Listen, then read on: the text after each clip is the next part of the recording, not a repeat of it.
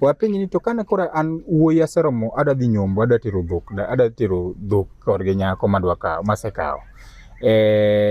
Jomage mane tera? Be anyalo kawo osiepega otera koso nyaka abed gi anyuonda moro? Kaka ni nyombo. Ka wino osepong'.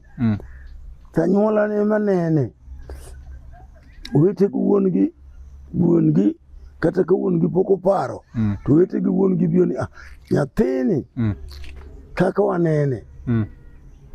Koro romo okendi. Oromo kendi. Koro iluongi. Iwuoyo kodi ni ng'ane. Waneno ni tinde wuog oko. Idhi ane lim kata Nyameru. Kata Wayu. Mondo iyud nyako moro ikendi. Ne ok isika kendi.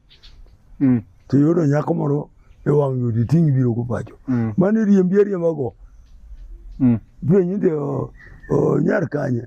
Ni aromo kode yo. To wawinjore kode. Dok kode kumidokie.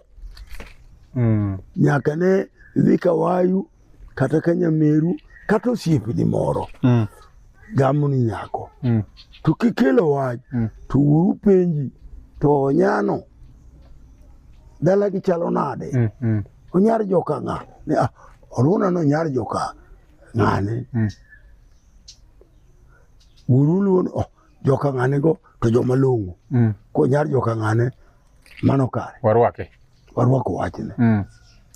Koro kiseduogo. Uru mi dhok. Gonyo dala ka. Nyako se yieyi. Uru gonyo dhok dala ka. Okaw po. Ochwado go dhok. Wuok e rangach. Idhi nyuomo. Ater dhok korgi nyako. Ero. Kamano. Ichoko owetegi. In ok idhi. In ichwo nyako no ok idhi. In iselimo nyako yieyi. Jowadu ema koro tero dhok. Owetena gi ema tero dhok. Ema tero dhok. Oweteni gi ema tero dhok. Chak iduogo. Itero dhok mara. Motero dhok mokwongo no. Inego ni gweno. Inego ni jonyombo no gweno. Chamo. Nyombo mar ariyo. Chako oyud dhok. Nisetero dhok adek. Chako oyud ariyo moko itero. Jonyombo chako dhi. Jonyombo mar ariyo no. Gin inego nigi chiaye. Ka jaduong' no nigi chiaye. Onego kata im kata nyuok. Kata nyuok ichamo. Mano mokwongo cha. To gweno eminego. Mano nyombo jaluo. Bas ka keny oserumo. Bas. Ioro ni nyako biro. Kar nengo mane jodala gi nyako dwaro. Ka gidwaro dhiang' 20. Bas ka dhiang' 20 oromo. Bas.